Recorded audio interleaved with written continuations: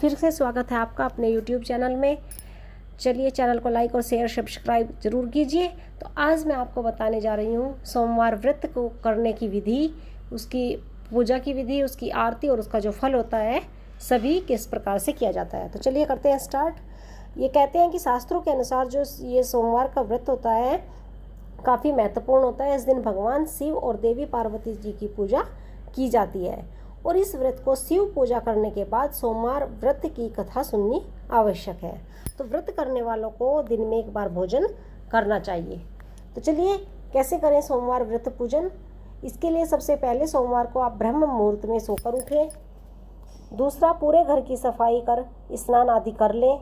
उसके बाद गंगा जल या पवित्र जल पूरे घर में छिड़कें और घर में किसी पवित्र स्थान पर भगवान शिव की मूर्ति या चित्र स्थापित करें, या फिर आपके मंदिर में जो भगवान होते हैं वहाँ आप कर सकते हैं। पूरी पूजन तैयारी करने के बाद आप एक मंत्र जो मैं आपको बताती हूँ वो करके आप उसका संकल्प लें। तो मंत्र क्या है? मम क्षेम स्थैर्ये विद्यारोग्ये ऐश्वर्याभिवृद्धि यथार्थ सोमवार व्रतम करिष्यामि। तो इसके बाद आपको ये बोलना है मंत्र। उसके बाद आप एक मंत्र और है जिसे आप ध्यान से सुनिए। ध्याये नित्यम महेशम रजतगिरि निभम चारु चंद्रावंतसम रत्नाकल्पोज लांग प्रसु मृगवराभीति हस्तम प्रसन्नम पद्मासीनम समन्तसतो मृगणये व्रयकारकृतिम वशाम विश्ववाग्यम विश्ववद्यम निखिल भयहरम पंचवक्रम त्रिनेत्रम। तो इसके बाद अगर आप ये नहीं कह सकते तो आप मंत्र के स्थान पर ओम नमः शिवाय से शिव जी का और ओम नमः शिवाय से ही पार्वती जी का पूजन कीजिए। तो पूजन करने के बाद आप व्रत की कथा सुने, उसके बाद आरती करके प्रसाद बांट दीजिए और इसके बाद आप भोजन या फलाहार जो भी होता है वो ग्रहण कर सकते हैं, ले सकते हैं। तो इसकी सोमवार व्रत की कथा भी मैं आपको सुनाती हूँ। अमरपुर नगर में एक धनी व्यापारी रहता था। दूर दूर तक उसका व्यापार फैला हुआ था। नगर में उस व्यापारी का सभी लोग बहुत मान सम्मान करते थे, पर सब कुछ उसके पास होने के बाद भी वो व्यापारी अंतर्मन से बहुत दुखी था। उसका मन दुखी रहता था क्योंकि उसके कोई भी पुत्र नहीं था। तो दिन रात उसे एक चिंता रहती थी कि उसकी मृत्यु के बाद इतने बड़े व्यापार और धन संपत्ति कौन संभालेगा। पुत्र पाने की इच्छा से वह व्यापारी हर एक सोमवार को भगवान शिव की पूजा और व्रत किया करता था। तो शाम को व्यापारी शिव मंदिर में जाकर भगवान शिव के सामने घी का दीपक जलाया करता। उस व्यापारी की भक्ति देखकर एक दिन पार्वती ने भगवान शिव से कहा, हे प्राणनाथ, यह व्यापारी आपका सच्चा भक्त है। कितने दिनों से यह सोमवार का व्रत और पूजा नियमित कर रहा है। भगवान आप इस व्यापारी की मनोकामना अवश्य पूरी कीजिए। तो भगवान शिव ने मुस्कुराते हुए कहा, हे पार्वती, इस संसार में सबको उसके कर्म के अनुसार फल की प्राप्ति होती है। प्राणी जैसे कर्म करते हैं वैसा ही फल उसे मिलता है। तो इसके बावजूद पार्वती जी नहीं मानती और वो बार बार उन्हें कहती है कि नहीं प्राणनाथ, आपको इस व्यापारी की इच्छा जरूर पूरी करनी होगी। यह आपका बड़ा भक्त है और हर एक सोमवार यह आपका व्रत करता है और पूजा करने के बाद यह आपको भोग लगाकर एक समय उसके बाद भोजन खाता है। तो आपको इसे पुत्र प्राप्ति का वरदान देना होगा। तो पार्वती जी के बार बार कहने पर भगवान शिव ने कहा, तुम्हारे इतना कहने पर मैं इस व्यापारी को पुत्र प्राप्ति का वरदान देता हूँ, लेकिन इसका पुत्र 16 वर्ष से अधिक जीवित नहीं रहेगा। तो उस रात भगवान शिव ने स्वप्न में उस व्यापारी को दर्शन देकर उसे पुत्र प्राप्ति का वरदान दिया और उसके पुत्र के 16 वर्ष तक जीवित रहने की बात भी उसे बताई। तो भगवान के वरदान से व्यापारी को खुशी तो हुई, लेकिन पुत्र की अल्प आयु की चिंता ने उसकी उस खुशी को नष्ट कर दिया। व्यापारी पहले की तरह अपने सोमवार का जो व्रत करता था वो विधि अनुसार करता रहा। कुछ महीने बाद उसके घर बहुत सुंदर पुत्र उत्पन्न हुआ। तो पुत्र जन्म से व्यापारी के घर में खुशियां भर गई। बहुत धूमधाम से एक समारोह मनाया गया। व्यापारी को उसकी अधिक खुशी नहीं हुई क्योंकि उसे पता था कि उसकी उम्र बहुत थोड़ी है। तो यह रहस्य उसने घर में किसी को भी नहीं बताया। विद्वान ब्राह्मणों ने उस पुत्र का नाम अमर रखा। जब अमर 12 वर्ष का हुआ तो शिक्षा करने के लिए उसे वाराणसी भेजने का निश्चय हुआ। व्यापारी ने अमर के मामा दीपचंद को बुलाया और कहा कि अमर को शिक्षा प्राप्त करने के लिए वाराणसी छोड़ आओ। अमर अपने मामा के साथ शिक्षा पाने के लिए चल देता है।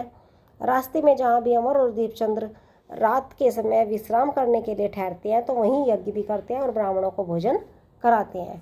तो लंबी यात्रा करने के बाद अमर और दीपचंद एक नगर में पहुंचते हैं। उस नगर के राजा की कन्या के विवाह की खुशी में पूरे नगर को सजाया गया था। निश्चित समय पर बारात आ गई, लेकिन वर का जो पिता था वो अपने बेटे के एक आंख से काना होने के कारण बहुत चिंतित। उसे इस बात का भय सता रहा था कि अगर राजा को इस बात का पता चला तो वह विवाह से इनकार कर देगा और उससे उसकी बदनामी होगी। तो वर के पिता ने अमर को देखा तो उसके मस्तिष्क में एक विचार आता है। उसने सोचा कि क्यों न इस लड़के को दूल्हा बनाकर राजकुमारी से विवाह करा दूं और विवाह के बाद इसको धन देकर विदा कर दूंगा और राजकुमारी को अपने नगर में ले जाऊंगा। तो वर के पिता ने इसी की बात अमर और दीपचंद से बात की। दीपचंद ने धन मिलने के लालच में वर के पिता की बात स्वीकार कर ली और अमर को दूल्हे के वस्त्र पहनाकर राजकुमारी चंद्रिका से विवाह करा दिया। राजा ने बहुत सा धन देकर राजकुमारी को विदा किया। अमर जब लौट रहा था तो सच नहीं छिपा सका और उसने राजकुमारी की ओढ़नी पर लिख दिया, राजकुमारी चंद्रिका, तुम्हारा विवाह तो मेरे साथ हुआ था।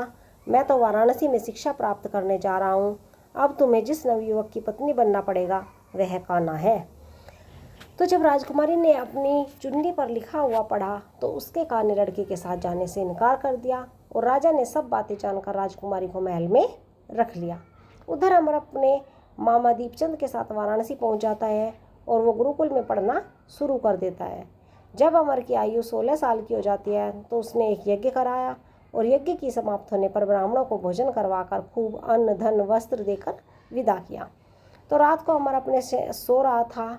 शिव के वरदान के अनुसार उस सोते हुए अमर के प्राण पखेरु उड़ जाते हैं और सूर्योदय पर मामा अमर को मरा हुआ देखकर रोने पीटने लगता है। आसपास के लोग भी वहाँ पर इकट्ठे होकर दुख मनाते हैं। तो मामा के रोने विलाप करने के जो आवाज़ होती है उसे समीप से गुजरते हुए भगवान शिव और माता पार्वती भी सुनते हैं। पार्वती जी ने भगवान से कहा, प्राणनाथ, मुझसे इसके रोने के स्वर सहन नहीं हो रहे हैं, आप इस व्यक्ति के कष्ट दूर करें। भगवान शिव ने पार्वती जी के साथ अदृश्य रूप में समीप जाकर अमर को देखा तो पार्वती जी से बोले, पार्वती, यह तो उसी व्यापारी का पुत्र है।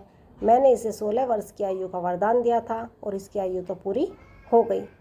तो पार्वती जी ने फिर भगवान शिव से निवेदन किया कि हे प्राणनाथ, आप इस लड़के को जीवित करें, नहीं तो इसके माता पिता पुत्र की मृत्यु के कारण रो रो कर अपने प्राण त्याग देंगे।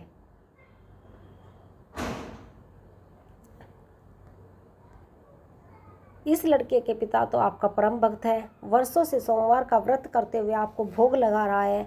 पार्वती के आग्रह करने पर भगवान शिव ने उस लड़के को जीवित होने का वरदान दिया और कुछ ही पल में वह जीवित होकर उठ बैठा। शिक्षा पूरी करके वह मामा के साथ अपने नगर की ओर चला। दोनों चलते हुए उस नगर में पहुंचे जहां अमर का विवाह हुआ था। उस नगर में भी अमर ने यज्ञ का आयोजन किया और समीप से गुजरते हुए नगर के राजा ने यज्ञ को देखा तो राजा ने अमर को तुरंत पहचान लिया। यज्ञ समाप्त होने पर राजा अमर और उसके मामा को महल में ले गया और कुछ दिन उन्हें महल में रखकर बहुत सा धन वस्त्र देकर उसे राजकुमारी के साथ विदा कर दिया। रास्ते में सुरक्षा के लिए राजा ने बहुत से सैनिकों को भी साथ भेजा। दीपचंद ने नगर में पहुंचते ही एक दूत को घर भेजकर अपने आने की सूचना दी। अपने बेटे अमर के जीवित वापस लौटने की सूचना से व्यापारी बहुत खुश हुआ और व्यापारी ने अपनी पत्नी के साथ स्वयं को एक कमरे में बंद कर रखा था। भूख प्यास से व्याकुल रहकर व्यापारी और उसकी पत्नी बेटे की प्रतीक्षा कर रहे थे। उनकी प्रतिज्ञा कर रखी थी कि अगर उन्हें अपने बेटे की मृत्यु का समाचार मिला तो दोनों अपने प्राण त्याग देंगे। व्यापारी अपनी पत्नी और मित्रों के साथ नगर के द्वार पर आते हैं। अपने बेटे के विवाह का समाचार सुनकर पुत्रवधी राजकुमारी चंद्रिका को देखकर उनकी खुशी का कोई ठिकाना नहीं रहता। उसी रात भगवान शिव ने व्यापारी के स्वप्न में आकर कहा, हे श्रेष्ठी, मैंने तेरे सोमवार के व्रत करने और व्रत कथा सुनने से प्रसन्न होकर तेरे पुत्र को लंबी आयु प्रदान की है। और व्यापारी बहुत खुश हो जाता है। तो सोमवार का व्रत करने से व्यापारी के घर में खुशियाँ लौट आई। शास्त्रों में लिखा है, जो भी स्त्री पुरुष सोमवार का विधिवत व्रत करते हैं और व्रत कथा सुनते हैं उनकी सभी इच्छाएं पूरी होती हैं। तो इस प्रकार से व्रत कथा कहने के बाद एक आरती आप करेंगे, ओम जय शिव ओंकारा, और आरती के बाद आप भोग लगाकर अपना भोजन ग्रहण कर सकते हैं। तो ये थी आपके सोमवार व्रत की कथा। इसके बाद एक बार फिर से हाजिर होंगे एक नए मंगलवार की कथा के साथ।